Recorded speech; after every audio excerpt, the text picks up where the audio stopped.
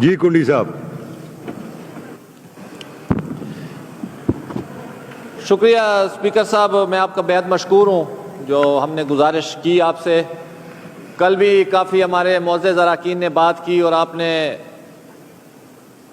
جس طریقے سے آج آئی جی صاحب کو بلا کے ان سے پریزنٹیشن لی اور ہماری کم و بیش ایک 3 گھنٹے کی مفصل گفتگو رہی اس خیبر پختونخوا کے حوالے سے، اور جو ہمارے کولیگ نہیں تھے وہ بھی آج بیٹھے ہیں، میرے میڈیا کے ساتھی بھی بیٹھے ہوئے ہیں، اور ہماری گفتگو کا محور یہی تھا اسپیکر صاحب کل بھی اور آج بھی.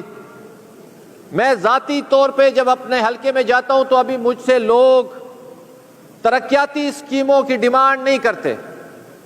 وہ روایتی سیاست جس میں ہم سے لوگ قانون سازی کی بات کرتے تھے، جس میں ہم سے واٹر سپلائی اسکیم کی ڈیمانڈ کرتے تھے، جس میں بجلی کھمبے ٹرانسفارمر کی ڈیمانڈ کرتے تھے، آج صرف وہ ایک ون لائنر ہم سے پوچھتے ہیں جو ہماری زندگی کا تحفظ کون دے گا.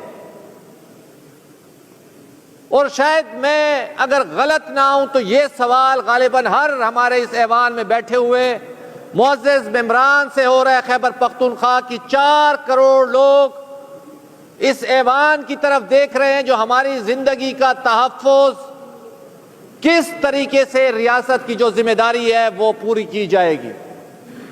جناب اسپیکر، ہمیں اپنی کارکردگی کو بھی دیکھنا پڑے گا، اور یہ ایوان جس کو ہم کہتے ہیں بالادست ہے، اس کی بالادستی کو اور اس کی اتھارٹی کو آپ being a custodian of the house اس کو آپ کو ایکسرسائز کرانا پڑے گا. جس طرح آج آپ نے حکم جاری کیا اور آئی جی صاحب اور ان کی ٹیم آئی اور 3 گھنٹے کی جو مفصل بریفنگ رہی، میرے خیال میں اس میں کافی سوالاتوں کے جواب ملے اور کافی سوالاتوں نے جنم لیا. اور جس مدبرانہ طریقے سے اور حکمت کے ساتھ آپ نے اس میٹنگ کو آگے بھی ٹو بی کنٹینیوڈ کیا اور کہا جو مطلب ہے لحظان ہوگا، تاکہ ہمیں اس سوال کا جواب جو ہماری ریاست خیبر پختونخوا کے لوگوں کی زندگی کا تحفظ کس طرح یقینی بنائے گی. اسپیکر صاحب، جب سے پاکستان بنا اور بانیان پاکستان نے جس فلاحی ریاست کا وعدہ ہم سے کیا تھا، میرے خیال میں آج اگر ہم اینالائز کریں تو ہم اس سے کافی دور جا چکے ہیں. اور وہ بنیادی سوال آج خیبر پختونخوا کا ہر شہری، چاہے چترال سے لے کر وزیرستان تک، ہم سے پوچھ رہا ہے، جو 40 سال سے یہ خیبر پختونخوا آگ کی بٹھی میں دھکیل دیا گیا ہے اور ہم فرنٹ لائن کی لڑائی لڑ رہے ہیں. ہمارے لوگوں نے اس ریاست کی خوشحالی کی خاطر، سالمیت کی خاطر، اس ملک کی خاطر قربانیاں دی اور جنگیں لڑی. حالانکہ ہمارے لوگ اس جنگ کے خلاف تھے. ہمارے سیاستدان، ہمارے بڑے اس وقت بھی کہتے تھے یہ جنگیں پرائی جنگیں اور ہمیں وہ آزادی نہیں چاہیے جس کی بنیاد جنگ پہ ہو. لیکن اس کی باوجود بھی اس ملک کی خوشحالی کی خاطر، تحفظ کی خاطر،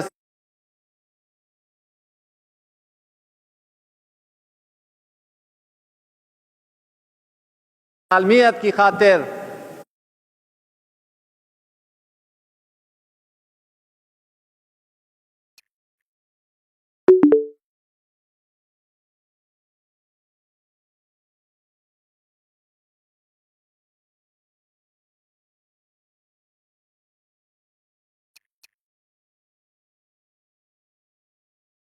کہتے تھے یہ جنگیں پرائی جنگیں اور ہمیں وہ آزادی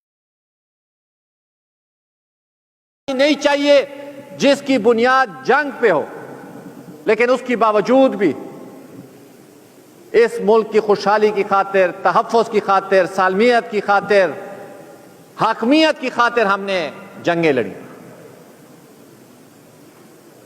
لیکن میں آج اس ایوان سے سوال کرتا ہوں اسپیکر صاحب، پہلے بھی ہم یہ سوال کرتے رہے ہیں، پارٹی سیاست سے بالا تر ہو کے ہمیں آج سوچنا پڑے گا آخر یہ مسلح لوگ، میں نے پچھلی دفعہ بھی یہی بات بار بار کی، چاہے جو بھی جماعت کے لوگ اس کو لائے، چاہے جس ادارے کے لوگوں نے بھی اس کو سپورٹ کیا، ہمیں بیٹھنا پڑے گا. اور میری تجویز تھی ٹروتھ اینڈ ریکنسیلیشن کی، آئیں ان حقیقتوں کی طرف جائیں جو یہ مسلح لوگ جب ایک آپریشن کے نام پہ ان علاقوں کو صاف کیا گیا تھا، اس کے بعد یہ مسلح لوگ کون لائے، کن کی سپورٹ سے یہ دوبارہ آباد ہوئے، اور کن لوگوں نے ان کی آباد کاری کی، ایگریمنٹ کیے تھے؟ جناب اسپیکر، جب تک ان کو کٹہرے میں نہیں لایا جائے گا یہ مسئلہ حل نہیں ہوگا۔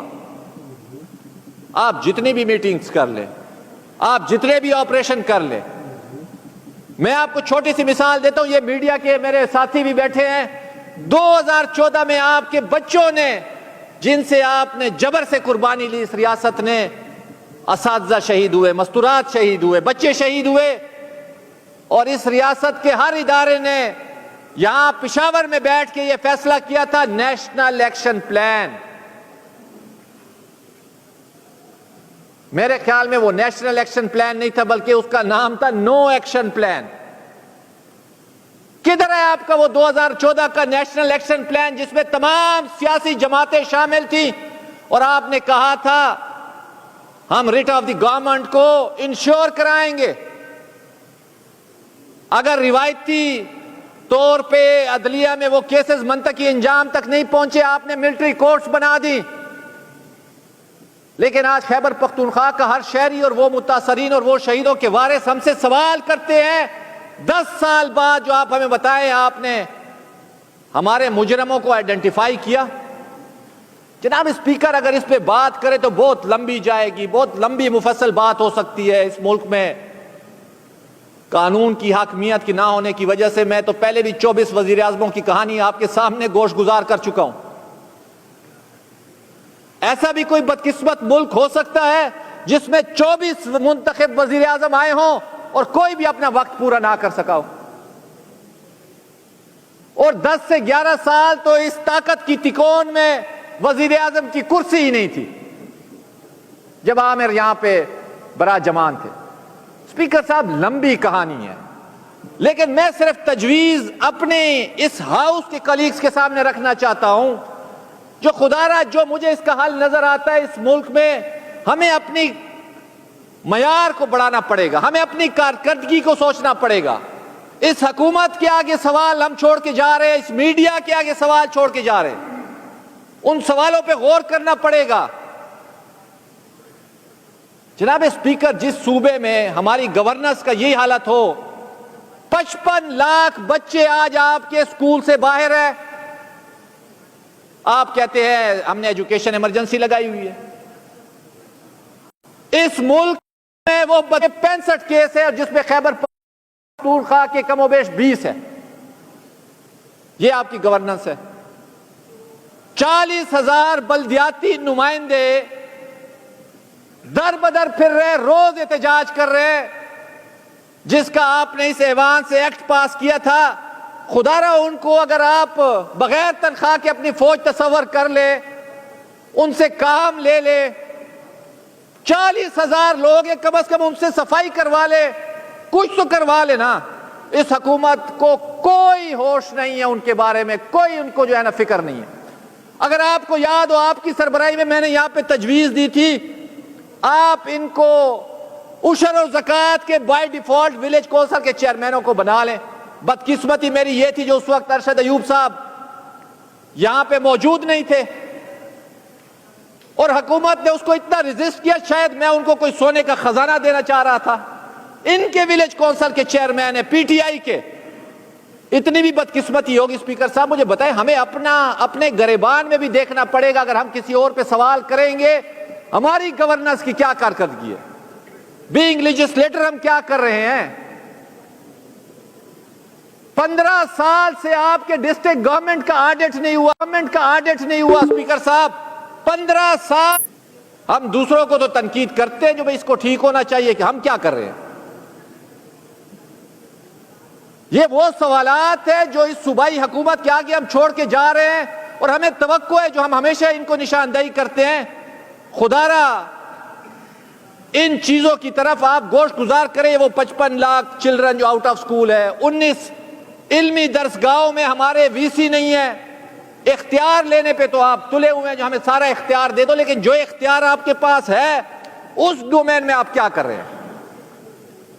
اسپیکر صاحب، آج بھی یہ میٹنگ میں ڈسکس ہوا، 1% آف دا NFC ہم وار آن ٹیرر جو ہمیں ہماری صوبائی حکومت کو ملتا ہے. میرا سوال آج بھی تاریخ کا حصہ ہے. 14 سالوں میں ہمیں 500 ارب روپے ملے, 500 ارب روپے وار آن ٹیرر. ہم مانتے ہیں یہ صوبائی حکومت کا ڈومین ہے, وہ جہاں پہ اس کو استعمال کرنا چاہے کرے, لیکن آپ نے اپنی پولیس کو کھڑا کرنے میں کیا کردار ادا کیا؟ آپ بتائیں اس 500 ارب میں آپ نے ان کو کتنا پیسہ دیا؟ آج وہ پولیس جس کے فرائض میں صرف پولیسنگ شامل تھی, آج آپ اس کو دہشت گردوں کے خلاف لڑا رہے ہیں. سب سے کم تنخواہ خیبر پختونخوا کی پولیس کی ہے. اسپیکر صاحب, آپ پاکستان میں کمپیریزن کر لیں, اور اس صوبے میں جس کو وار آن ٹیرر 1% ملتا رہا ہے NFC کا انڈیویزیبل پول سے, 500 ارب میں سے آپ نے کیا اقدامات کیے؟ آپ مجھے بتائیں. یہ وہ سوالات ہیں جو ہم آپ کے گوش گزار کرنا چاہتے ہیں. اس حکومت, جناب اسپیکر, جس معاشرے میں سوال کرنے کا خوف نہیں ہوتا ادھر ترقی ہوتی ہے. اس حکومت میں جو سوال کرتا ہے اس کو یہ منسٹریوں سے فارغ کر دیتے ہیں. ایک منسٹر نے سوال اٹھایا, ریلیزز پہ پیسے لیے جاتے ہیں, کس کو پتہ نہیں ہے. یہ ہماری گورننس ہے. اگر یہ گورننس رہے گی تو آپ مجھے بتائیں ہم کیا سوال کریں گے اداروں سے جو آپ کی کیا صلاحیت ہے اور معیار ہے. آج ٹھیکیداروں کا بازار گرم ہے, پرسنٹیج لی جاتی ہے اور ریلیزز دی جاتی ہے سرٹیفائیڈ لائبلٹی کے اگینسٹ. آڈٹ آپ نہیں کروا رہے 15 سالوں سے. کہنے کا مقصد اسپیکر صاحب, یہ وہ سوالات ہیں جن کے اوپر بحث کرنے کی ضرورت ہے. آج آپ دیکھ لیں صوبائی حکومت کی جو حالت ہے کرم میں, ایک چھوٹا سا ٹکڑا روڈ کا ہم کھلوا نہیں سکتے, اور دعوے ہمارے بڑے بڑے ہیں جو ہم تبدیلی کرنے جا رہے ہیں, ہم ریاست مدینہ بنانے جا رہے ہیں. ان بچوں کی شہادت آج اس صوبائی حکومت کے ہاتھ میں تھی. یہ صوبائی حکومت ذمہ دار. جناب اسپیکر, جو لوگ تو کہتے ہیں یہ زمینی تنازع ہے, کچھ لوگ کہتے ہیں یہ فرقہ وارانہ معاملہ ہے, میں تو یہ گوش گزار کروں گا یہ انسانی المیہ ہے. انسانی المیہ, نو مولود بچے خوراک کی کمی کی وجہ سے اور دوائیوں کی کمی کی وجہ سے وہاں شہید ہوئے. گورنمنٹ کی ریٹ نہیں تھی, کیونکہ گورنمنٹ جو تھی اس کی توانائیاں کہیں اور استعمال ہو رہی تھی. خدارا ہم نے پہلے بھی ان کو کہا, یہ صوبہ, جناب اسپیکر میں نے آپ کو مسائل سامنے رکھ دیے ہیں, اس صوبے پہ رحم کرے. آج 4 کروڑ لوگ ہم سے یہ پوچھتے ہیں جو ہماری زندگی کی ضمانت کون دے گا. اس طریقے سے کرنے جا رہے, یہ بڑی پرتشدد ہے اور اس کا انجام خیبر پختونخوا کے لوگ بھگتیں گے. یہ میری تجاویز ہے اسپیکر صاحب. میں آخر میں یہی کہوں گا, ہمیں ہمیشہ آپ کی اس کرسی سے ریلیف کی توقع رہی ہے, اور ہم نے جب اجتماعیت کی بنیاد پہ فیصلے کیے ہیں الحمدللہ ان کے نتیجے آپ کے سامنے ہیں. اور جس طریقے سے لا اینڈ آرڈر کے اوپر آج آپ دیکھ لیں کرم میں آگ لگی ہوئی ہے. آج ہمارے کل 2-3 دنوں کے واقعات آپ دیکھ لیں, ڈی خان کی پولیس کے ساتھی شہید ہوئے, درابن چیک پوسٹ میں لوگ شہید ہوئے, بنو میں شہید ہوئے, لکی میں لوگ شہید ہو رہے, ہمارے سیکیورٹی فورسز کے لوگ شہید ہو رہے ہیں. اور اسی ورکنگ ریلیشن میں رہ کے ہی ہم نے کام کرنا ہے. اسپیکر صاحب, میں آخر میں آپ کو یہی تجاویز دوں گا, جس طریقے سے آپ نے ٹیک اپ کیا لا اینڈ آرڈر کے سچویشن کے اوپر, یہ سلسلہ منطقی انجام تک پہنچنا چاہیے. ایک ہمیں کمیٹی اس ہاؤس میں رولز میں ترمیم کرنی چاہیے. جناب اسپیکر, اس صوبے کا سب سے بڑا مسئلہ ون لائنر اس ٹائم سیکیورٹی ہے. میں تو تجویز دوں گا یہ تمام ہاؤس سے آپ کنسنسس کر لیں, آپ اپنے رولز آف بزنس میں, کیونکہ یہ مسئلہ آپ کا سالوں سال رہے گا.